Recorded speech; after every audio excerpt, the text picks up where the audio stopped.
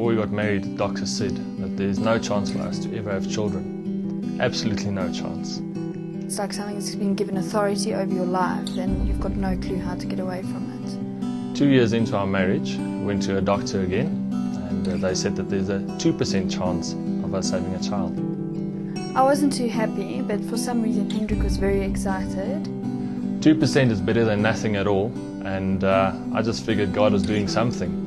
Time went on and nothing was happening, and we really had to persevere and put our trust in God. And every time there was just no result. Even though I had a lot of faith and I really stood on God's promises, we got those days where we thought, hey, when is this going to happen? A scripture that we really held on to during this time was Jeremiah 32 verse 27, where he says, I am the Lord of all mankind, is anything too hard for me?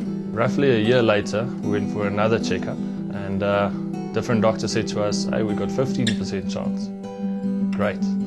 A friend of mine said to me that it was okay to wrestle with God and get angry with him, so I started doing that, and I told him I was frustrated and irritated that he hadn't fulfilled the promise he had given us. You just got to lay it down sometimes, and well, we had to lay it down and let God mold us into the future that He has for us. One Saturday we really just felt that it was time to do another home pregnancy test, and one of the many that we had done.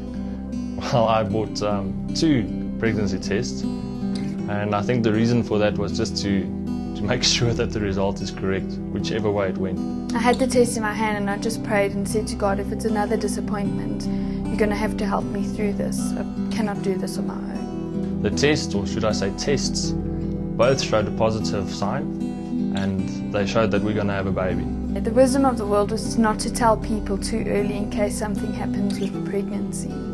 We felt the very next day that we should go up and tell the whole church what God has done. Before we even got to the mic, the congregation was cheering and clapping for us, because there'd only be one reason why we would go up there, and that was to announce that we're having a baby. These people that prayed for us, laughed and cried with us, prophesied over us. It was their victory just as much as it was ours. It's funny when you finally get what you've been praying for, you suddenly realize how much you have to prepare for it. I didn't know what to do. Check a bank account, get an investment going. But what we did is we started reading books, we went for scans, starting to prepare the room, get everything ready for the arrival of our son. On the 16th of the 9th, 2008, we finally went to the hospital. Later that day, we welcomed Malakai into this world. Malakai is our child of promise. He is what we hoped for and didn't see for many years.